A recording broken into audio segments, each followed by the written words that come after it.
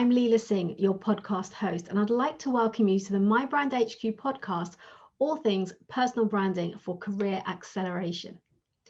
This podcast is for talented, ambitious career professionals like you who are wanting to be perceived as a thought leader, to be top of mind to those that matter, and to make an impact and stand out, be that in your team, your organization, or your industry, and to be inspired by other successful leaders. I will be interviewing high-achieving career professionals who have carved out a successful career in their field and are open to sharing their career journey, their challenges, their learnings and insights with you, someone who is looking to establish your personal brand and accelerate your career.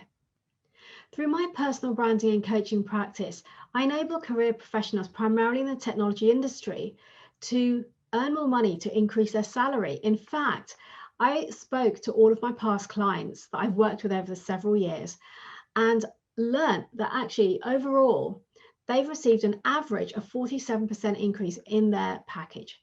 Would that be a great place to be? They've also all achieved at least one, if not more, promotions or moved on to a higher level in their career at another organization. And they're looking to advance their career while showing up as the best version of themselves. If this sounds like you, then do reach out to me and let's have a chat.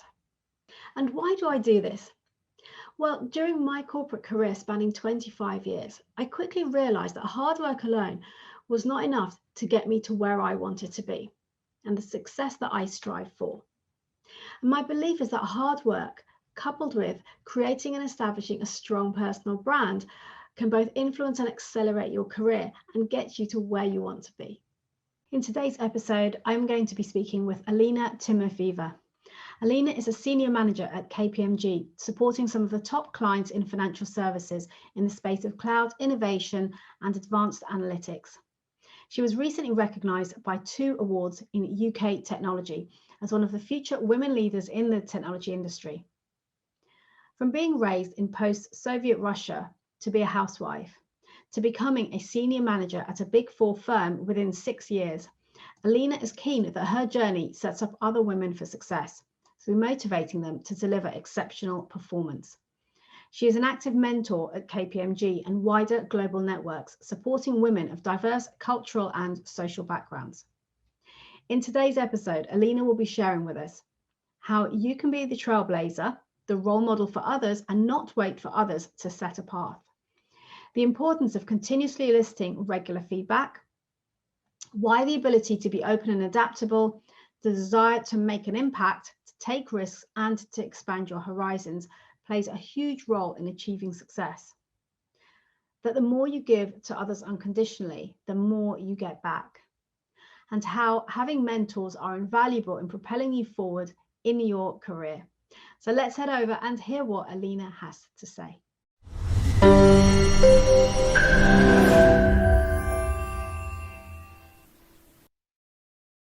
Alina, hi there and welcome to My Brand HQ. It's an absolute pleasure to have you here today. Thank you for joining me. How are you doing today? Hi, Leila. I'm very good. I'm very excited to be speaking to you and thank you for inviting me. Oh, it's an absolute pleasure. I really like your background, by the way. I think you are the first person who has the promotion as well as yourself at the same time. Well, personal branding, right? So that's what it's all about. Have to be consistent. So I'd like you to start by telling me about your journey. So share with me your journey that led you to embark on a career in the UK.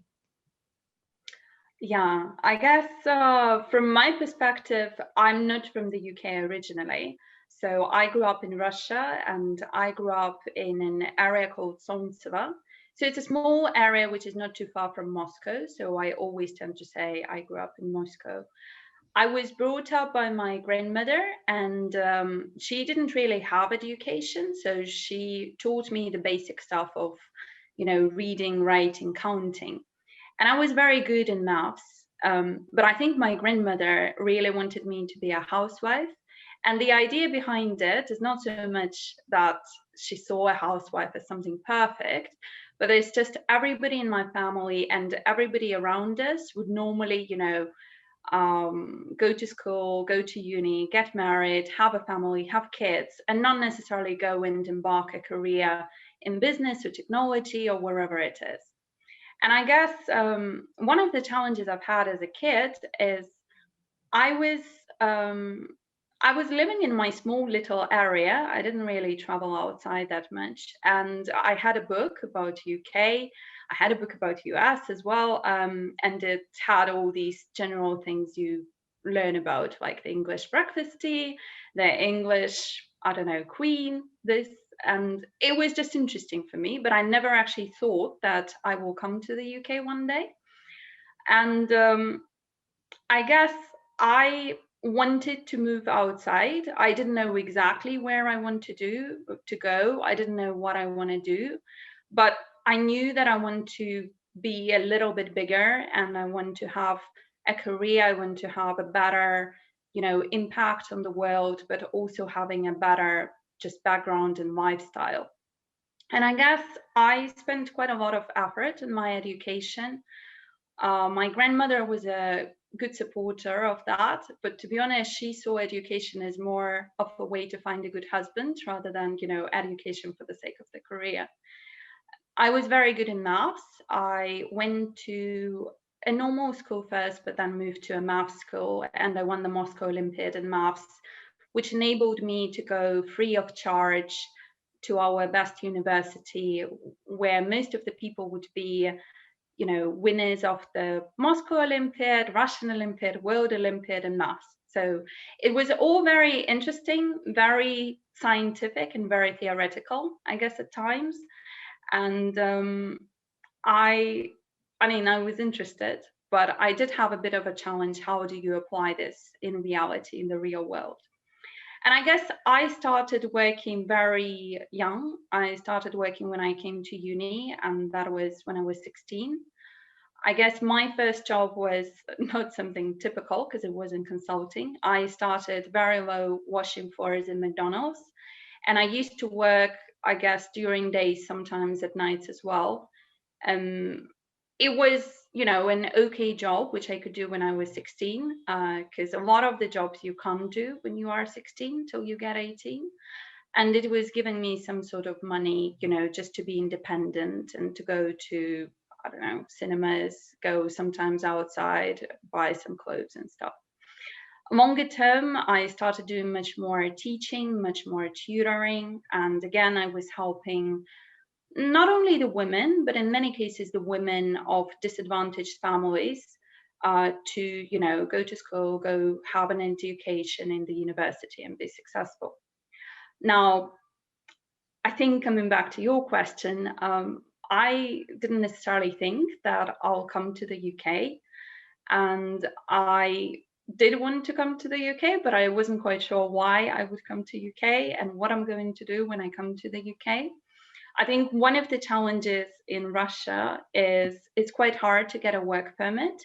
So, nobody comes to you and says, oh, it would be great to get a job in UK, because usually nobody really has this journey.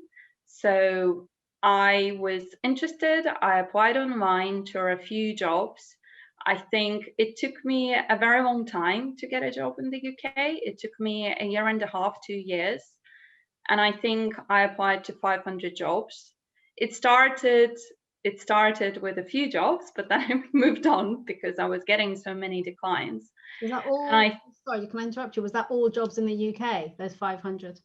Yeah, so those were jobs in the UK, but the approach I've taken is I didn't really mind which job it would be. Like, it didn't have to be a job in technology per se, but it had to give me a work permit, because the only way I can work in the UK is when the company is ready to prove that they couldn't find anyone with my skill set in UK or Europe.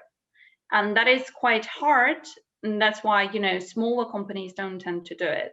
I didn't necessarily culturally fit in at the time. So sometimes when I would come to the assessment center, I wouldn't show soft skills or sufficient soft skills as perhaps some of my counterparties from the UK. I think what is interesting is I had to fly to the UK to some interviews. So some I would take on the phone, or those where people wanted to work with me if they had that opportunity. But when I would pass to the final round or to near final round, I would always have to come. And that was quite expensive for me because the employers don't really cover all the fees. So they cover like a basis, because they don't think that anyone from Russia or, from outside UK will be traveling and coming for jobs. So that's now, a lot of, not only is it time, investment of your time applying for all of those jobs, you've also gone ahead and like actually researched. So you're applying in an informative way by targeting the companies that will potentially offer a work permit. And not only that, you're then investing in yourself to travel several hours to then come and attend interviews. Yeah. So it took a lot of effort. I think I wasn't successful all the time, as I said. And there was a period in my time, which I actually remember. It was January 2014. And I had a job in Russia, which was okay. I used to work in Big Four in PwC as an auditor. And I had a project in McDonald's, which was quite funny, because I was doing consulting in the same McDonald's I used to wash for before. And I mean, my challenge was, it was really long hours. It wasn't a great pay at the time. And the temperature was like -38. So I had to travel every day to that McDonald's for an hour and a half, take a train, go on foot, and then kind of take a bus, go on foot. So it was really tiresome. And I think at that point in time, I made a decision that whatever it takes, I'm just going to get a job somewhere. And then it was quite interesting, because I did manage to get a feedback from one of the sessions in the UK, and it was very good, and it helped me get the offers for 3 companies in a row. And that's how I moved to the UK. I guess one of the things which perhaps not everyone understands as a foreigner, for us, it's quite difficult to come to the UK. And it's quite difficult not only from the cultural point of view and the money point of view, but it's also the visas.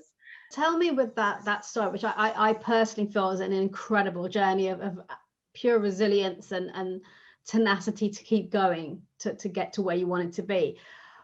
What was it that kept you going with all of those rejections coming back? Was there ever a time you felt that maybe, you know what, I'll just give up, just leave it?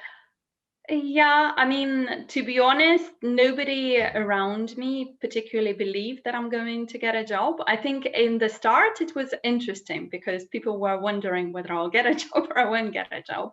Then, after 6 months, it wasn't so interesting because I was spending a lot of effort and a lot of time, and people were already thinking that I'm crazy probably, and I should just give up because it's not happening.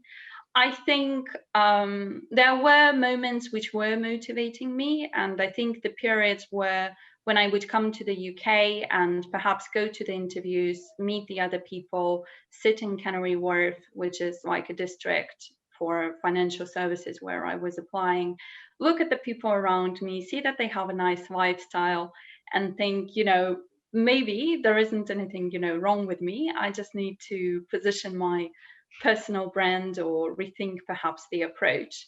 So I do think that there were times when I weren't really sure whether I'll be successful or not.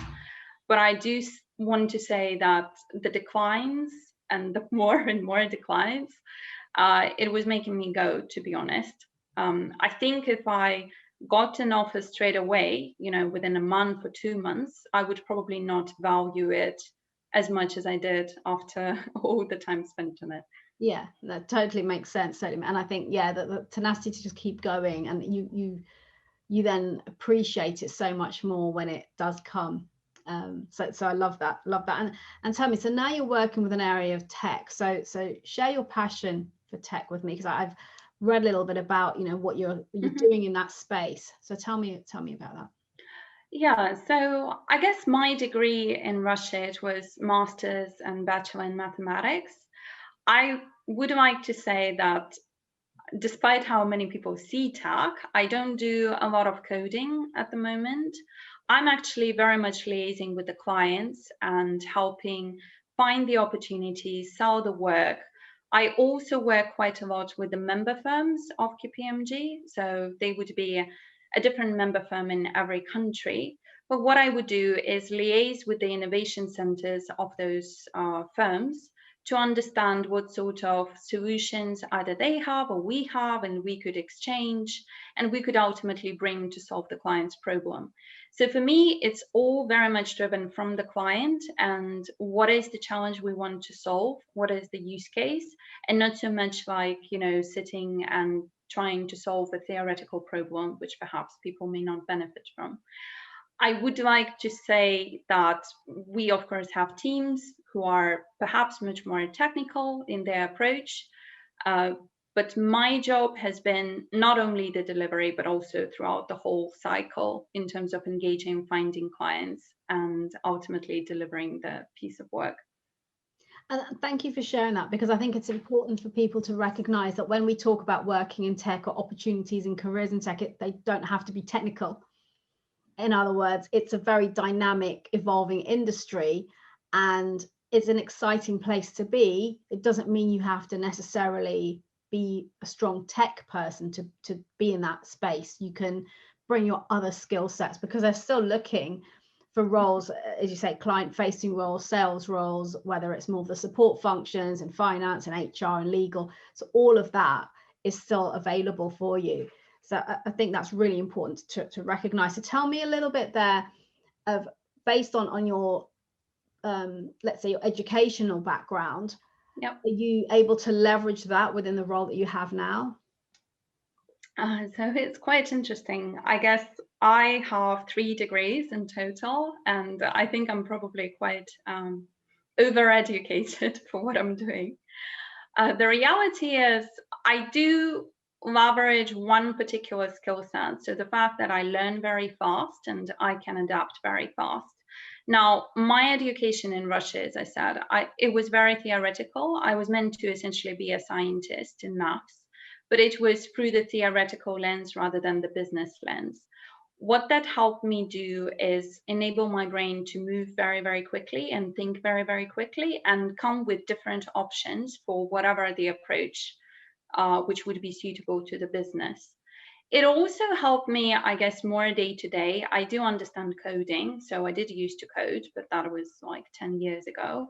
It helps me speak to my more technical teams if I need to speak to them, but it also helps me be a liaison with the business side. And I think what is quite interesting, it's quite hard to find a person who can do both, like the technical and the softer skills, because you usually get either too much technical or too much salesy stuff. And I guess my education helped me form this personality along with all my tenacity and along with all the other stuff which I've learned on the job. But I guess from my point of view, I'm not going to encourage people to go and do 3 degrees for the sake of going into technology. I think in my situation, I wanted to do my 3rd degree because I came to the UK and it was slightly different. I would think 1 degree is fine, to be honest. And also it's about, like you just explained that, recognizing what you can take from the theoretical, the educational side, and actually bring into the business, the side, the workplace. So that's really important as well. And I like what you said there. You brought it back to the fact that by the way that you've trained your brain to work in your studies helps you to do very well in a problem solving or client solving role, if that makes sense. Yeah.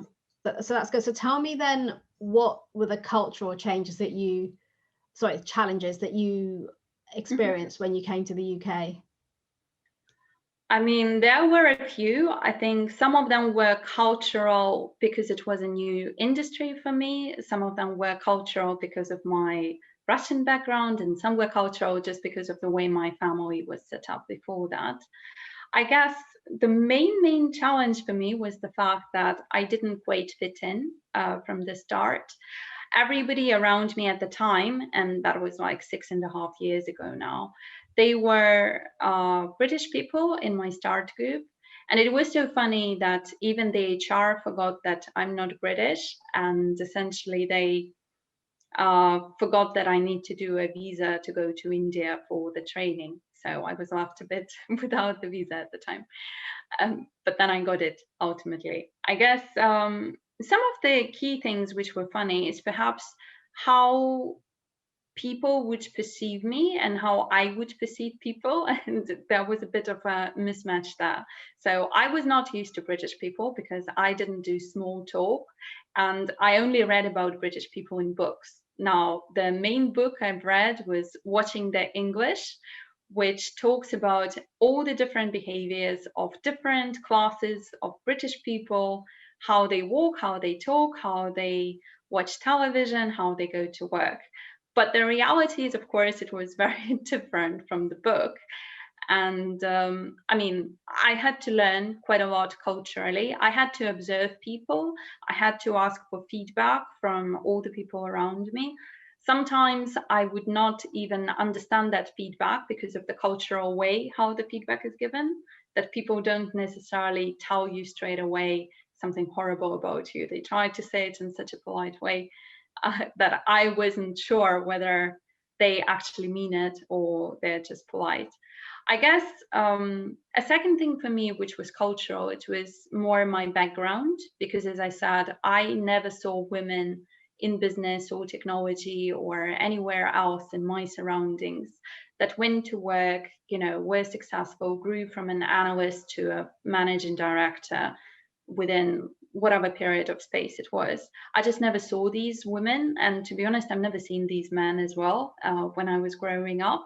So for me, it was very interesting. And when I would meet an MD, say from Cambridge, I would be very excited and I would be very, you know, I was thinking, how could he do it, right?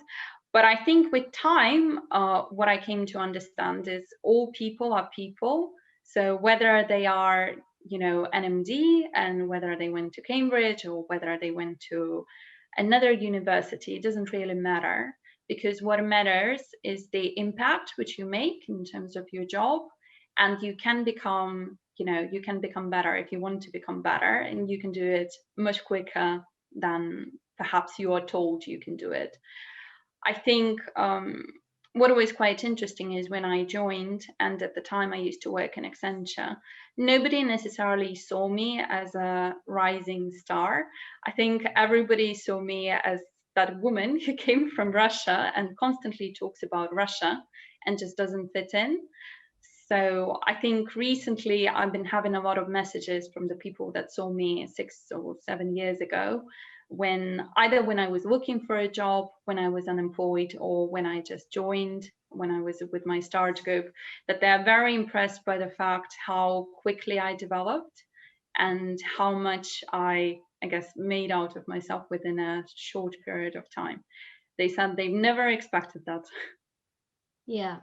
And I guess they don't see how much you've put in behind the scenes either to be able to accomplish what you have. Because I know just from reading some of your backstory, you know, the discipline and commitment that you've instilled to actually get to where you wanted to be so quickly. And oftentimes people, they see the success, but they don't see what you've actually done to get there. Yes. Yeah. But I think what was quite good in me is I understood that when I came that I need to work harder and I need to ask people for a feedback. I need to somehow observe what I'm doing and adapt it. So it was in my mind. I wasn't looking at feedback as a critique, and I didn't, you know, I didn't feel that, you know, that's it and I have to go back. I guess one of the things which I found, and I think it's quite important, but sometimes when we as foreigners come to another country, we feel that we are perhaps a tier 2 or a tier 3 just because we may not have gone to this university or may not have done consulting or, you know, whatever it is. But the reality is really you can turn around the circumstances. And as long as you understand what you can work on and you work on whatever you decided to work on, you'll be ultimately fine. And there isn't such a challenge which I have now, which I used to have before, when perhaps people told me I don't fit in, and maybe I'm not like, I don't know, tier 1 person, I guess. Yeah, and I love what you're saying there, and also particularly around the observation or the learning that you had, that people are people, and it's about the impact that you make. Because it was something I learned early on in my career, when I used to feel that other people around me were cleverer than me or better than me or smarter than me, you know, because they're in different roles, positions, and came to realize actually we're all equal, we all have value to bring to the table, and it's what you do with that. And as you say, it's the impact that we make. And just to your last point there, tell me a little bit more, because I know you mentioned earlier about soft skills, and that was one of the things you felt was missing. Yeah. So tell me a little bit about what you felt you needed to do and what you did in order to adapt and to fit into the new culture. Yeah, I guess, well, there were different examples. I think my first example was when I was failing the interviews, and one of the feedbacks was, oh, you came to the assessment center, you didn't ask other people's their opinion, you know, you didn't look at the person when the person was talking, you were not interactive. So that was like a first time when I understood that soft skills could be better. And I took it on board, and I guess I learned, or I thought about it in my next assessment center, and then I passed it. I think the wider softer skills, some of them were just the way I would come across, because sometimes I would be too straightforward and perhaps too intense. And the reason for it is, I would say, the culture, because in Russia we are quite straightforward and in a way quite intense, or we just don't talk to each other unless we want to talk to each other. I think if I give an example, somebody came to me who was my buddy, and I thought that he's really, really very interested in my story of my first week on my job. So he asked me how was my weekend. And I guess instead of saying, oh, it was wonderful, I just told him about every single issue which I've had during that week, which was like, I didn't get paid and I got kicked out of the house. I was living in some random place where I didn't have a shower and didn't have Wi-Fi. So I would come to the office in the mornings, take a shower, then go to work. So I kind of brought all this unhappiness to him, but that wasn't something which he was expecting to hear. And I guess nobody actually asked me about my weekend for a year, at least not in that client or not in that department. I think I just learned to observe. So sometimes the way how people write emails, or how people talk, or what is it they say and what is it they say and what is it they don't say. So at the time it used to worry me a lot, I'll be quite honest. And I would try to come to people and ask their honest feedback. Sometimes I would get it, sometimes I wouldn't. But then I made I would go to different people in different roles and just say, you know, I'm new and I'm from Russia and I have a different culture and I don't quite know how to come across. So can you please help me? And I guess some people would help me, some people perhaps wouldn't help me. But in the end, I got to where I got to, which has improved my softer skills. Yeah. And one of the big things that you mentioned previously as well is about feedback. And Yes. something I'm a huge advocate of is asking for feedback. And I think a lot of people shy away from it because they're scared of what they're actually going to hear, as opposed to welcoming it as constructive feedback. What can I do with that? How can I better myself? How can I improve? So that's certainly something I would also advocate people to do, it is to elicit feedback from people. And I know there's something you do on a regular basis, and I encourage people all the time to do that. You also talked about the way people perceive you, and you know how you see yourself versus how other people see you. And again, something I talk about a lot with personal branding, and which for me is your professional reputation. And often we feel that we come across a certain way and this is how people are perceiving us, when actually that could be quite far from the truth. So by reaching out and asking for that feedback doesn't mean it's negative. It just could be different, and actually there may be values that you want people to recognize in you, and you think that people can see that, but when you get the feedback, it's not in there. And it's like, okay, so what do I need to do differently to actually influence that, so that the next time I reach out to people, I'm hearing their perception aligning with what I want it to look like.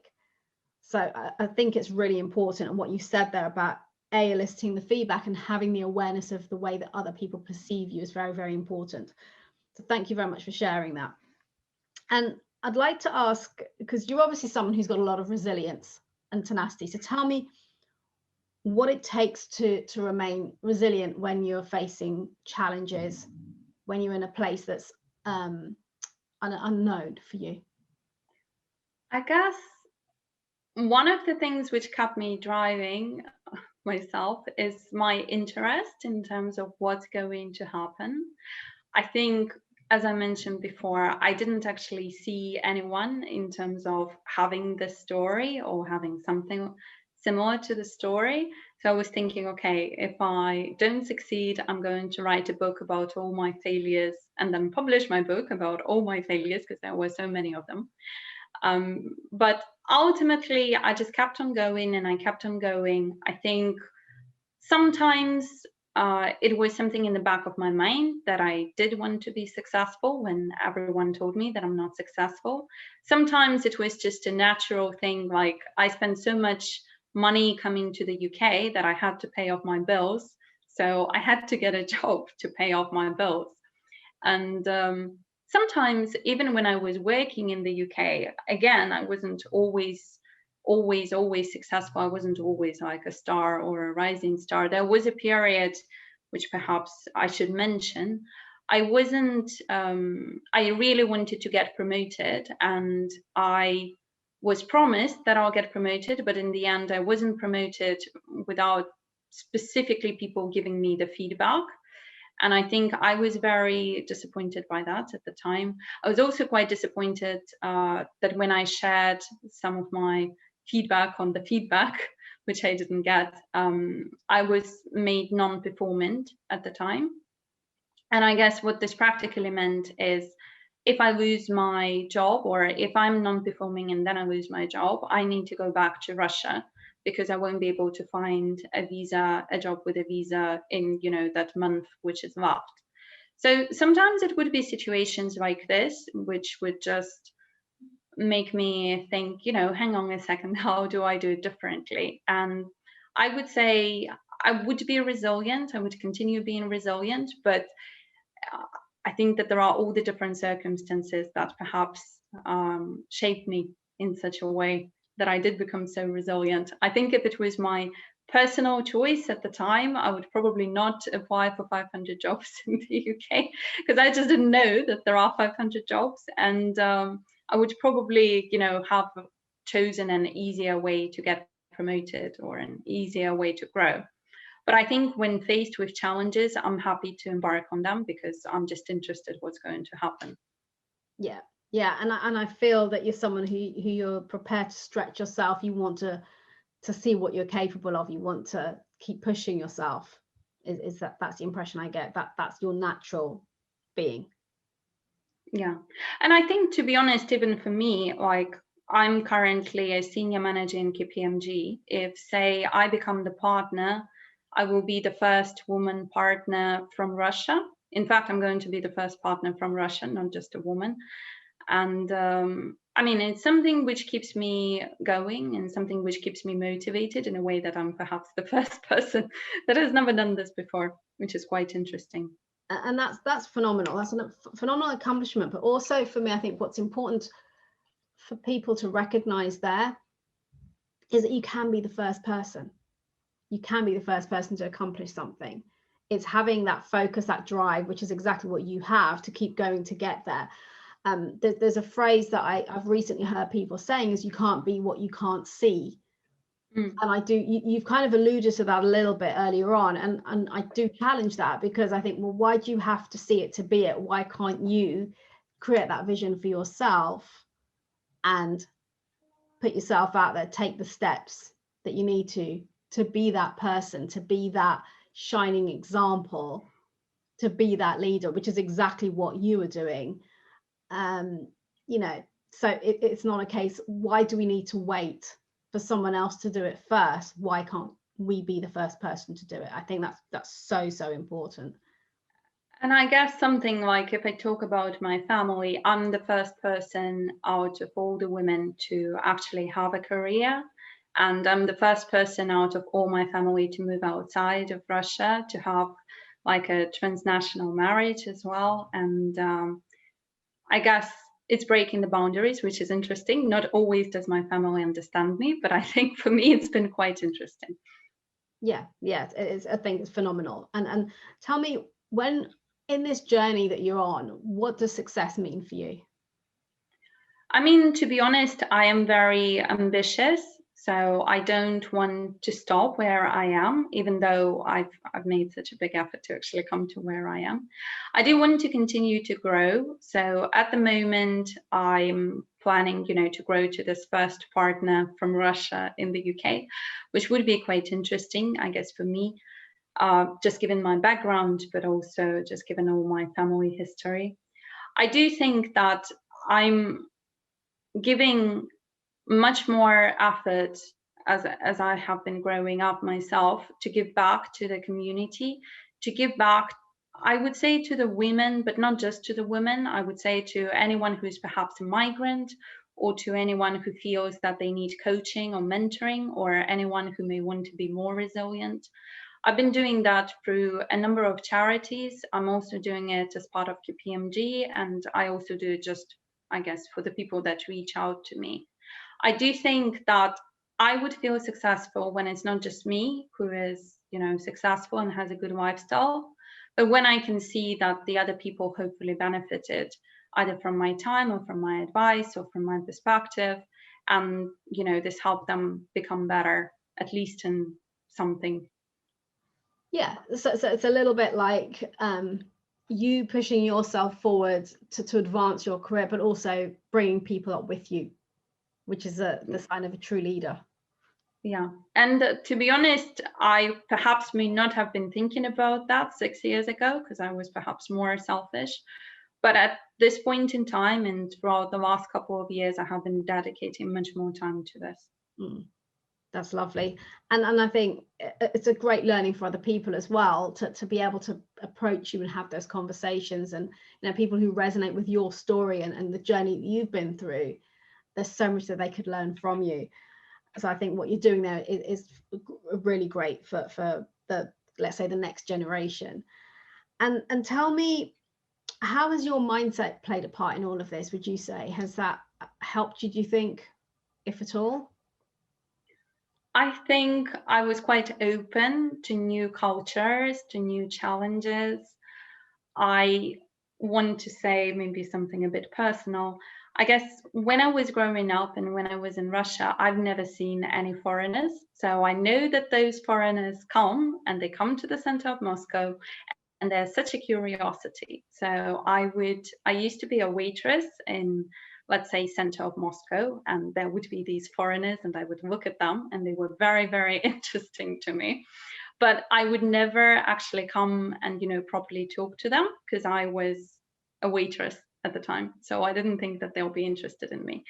And I guess what really helped me is, first of all, the ability to push myself from wherever I was at the time to expanding my horizons. So that is number one. And I think that's been probably the main thing. I do know that many people say that I am resilient, but I think it's not just the resilience, it's the ability to adapt and the ability to learn about wider cultures, people, mindsets, etc. So that was probably number one. And number two, I think it was thinking bigger, because I guess when I was growing up, I was like a little girl and I wanted to, I don't know, have an okay lifestyle.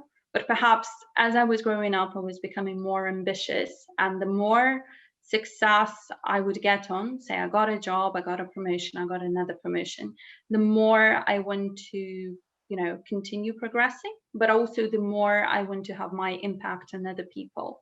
And I think the biggest thing in my mindset was moving from the fact that I am, I wouldn't say a victim, but I'm like this little person who can't change anything, to coming to the understanding that I can actually change something.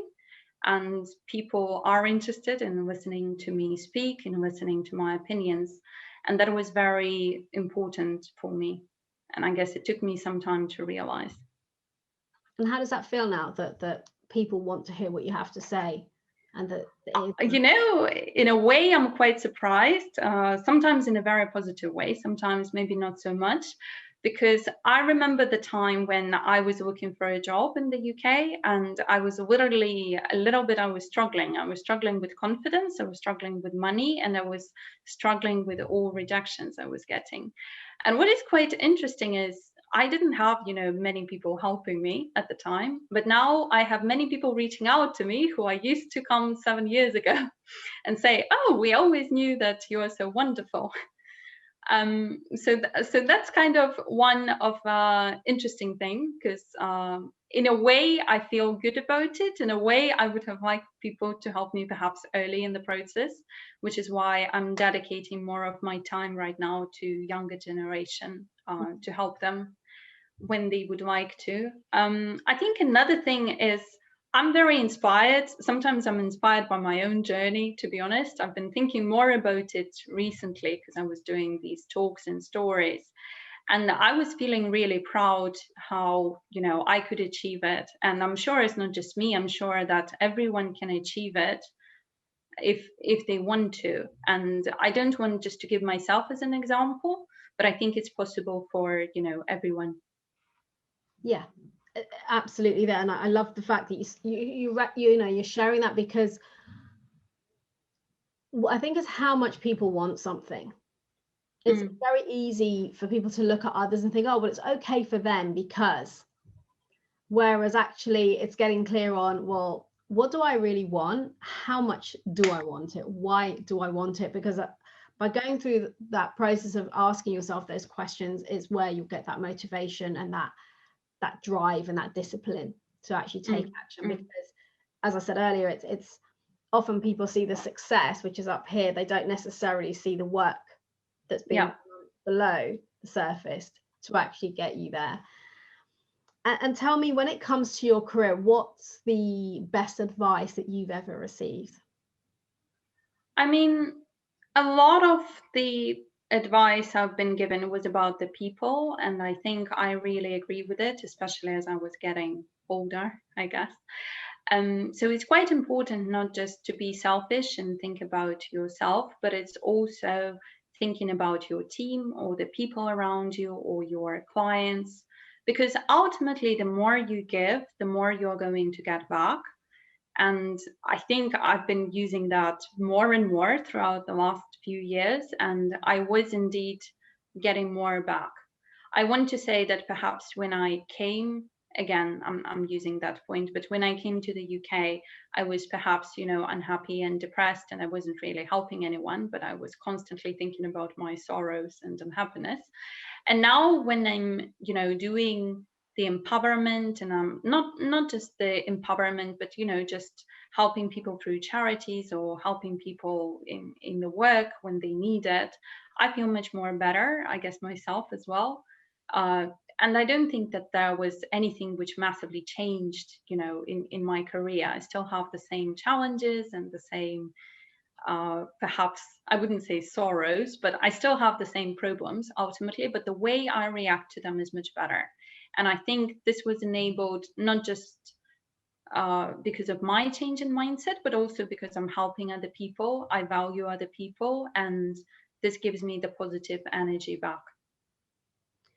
Yeah, and it's often times, it's not the first time I've heard that said. I've heard people who have aspired to become millionaires or multimillionaires, and they get there, they achieve that, they accomplish their goals, and they still feel like something is missing. And the big thing there that you just explained is contribution. It's about the giving back. It's about helping others and bringing other people up with you. And that's where we get the true fulfillment and feel more rewarded. And like you say, you still have the same challenges, the same things going on, but because now your perspective has shifted, you spot on when you say, you know, the more you give, the more you get back. It's the law of reciprocity, right? And by helping others, by bringing people up with you, you will experience similar in your own life. So it's lovely to hear you sharing that.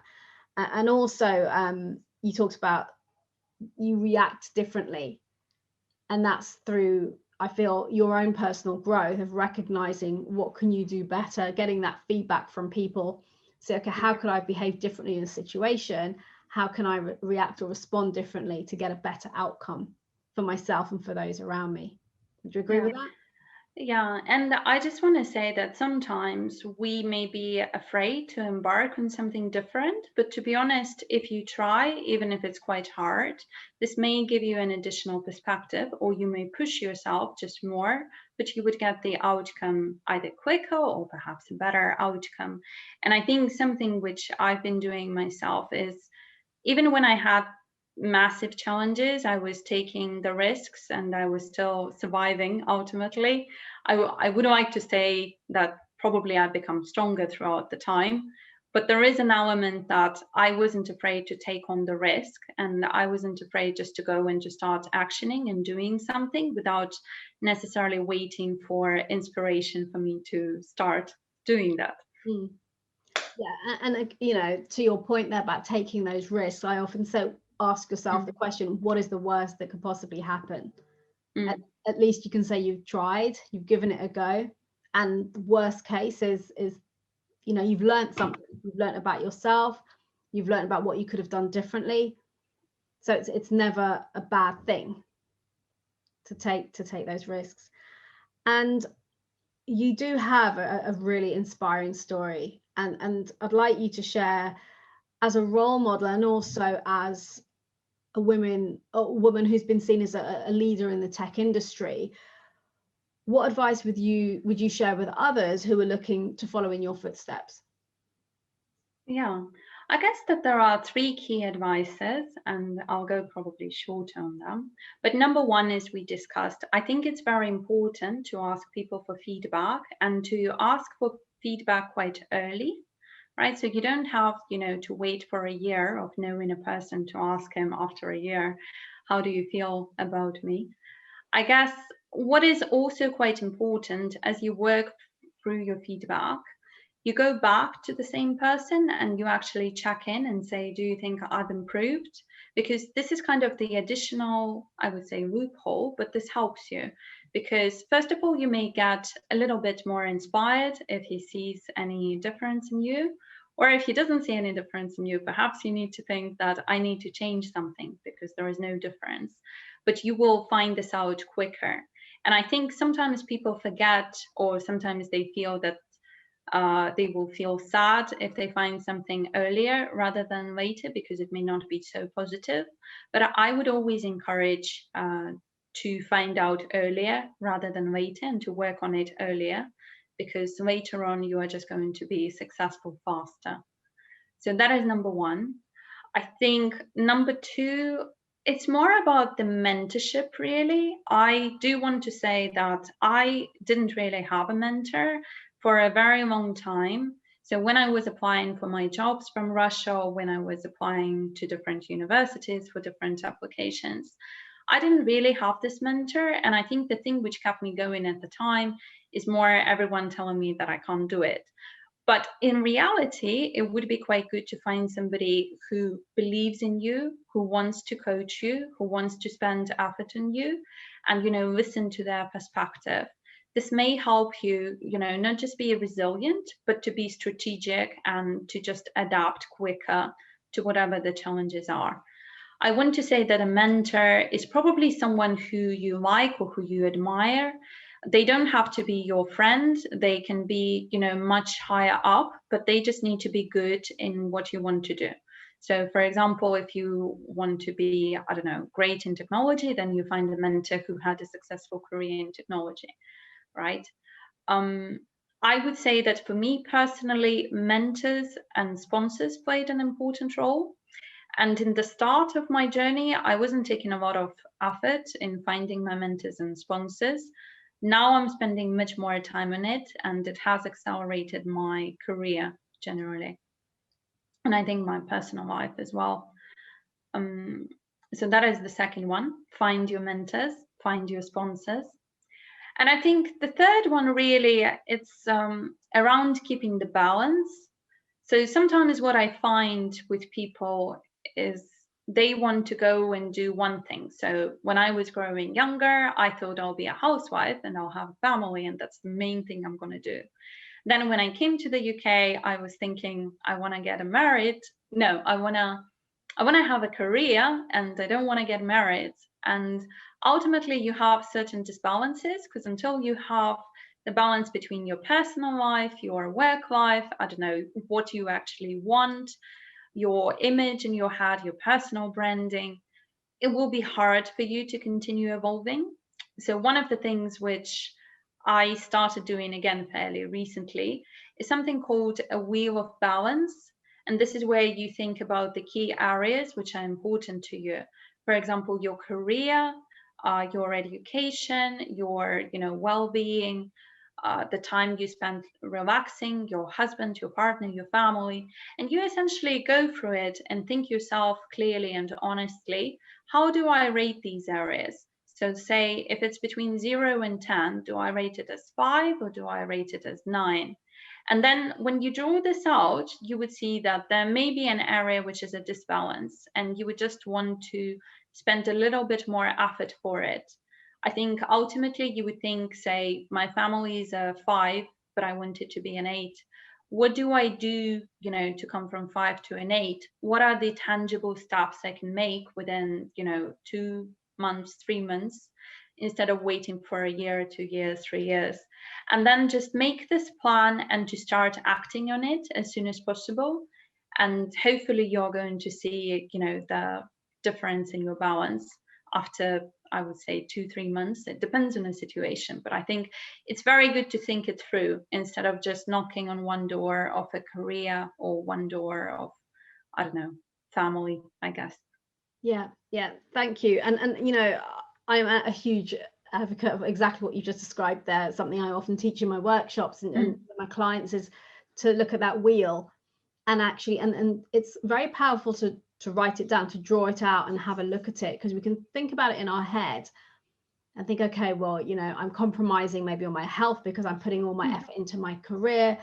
But to actually see it on paper is much more impactful. And I think it drives you to then actually want to create that change, because you're seeing where you are compromising and how you can adapt and what you can address and prioritize, so you can create more balance in your life, which is something you've clearly managed to do very, very well. So Alina, I'd like to say a huge thank you to you for joining me today and being very open and sharing your experiences, your journey. And I genuinely feel this will inspire a lot of other people to be able to really push towards accomplishing their goals and their aspirations.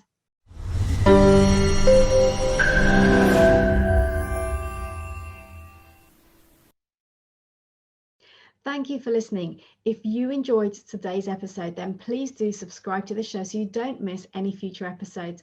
And remember to leave a review telling us about your key learnings and what you enjoyed the most. And do share this podcast with your friends and colleagues so we can spread the word on the importance of personal branding when it comes to your career advancement. And also ensure that others can benefit from these invaluable insights from many inspirational leaders. I will be eternally grateful. And if you are looking to earn more money, to get promoted, to secure your next role and advance your career, and would like me to support you personally on that journey to get you there, then reach out to me and let's arrange a chat. Alternatively, why don't you check out my personal branding launchpad, a group training and mentoring program. Finally, if you'd like to connect with me directly, then do reach out and direct message me on LinkedIn. You can find the link as well as any other resources mentioned in the show notes. I'll see you next time.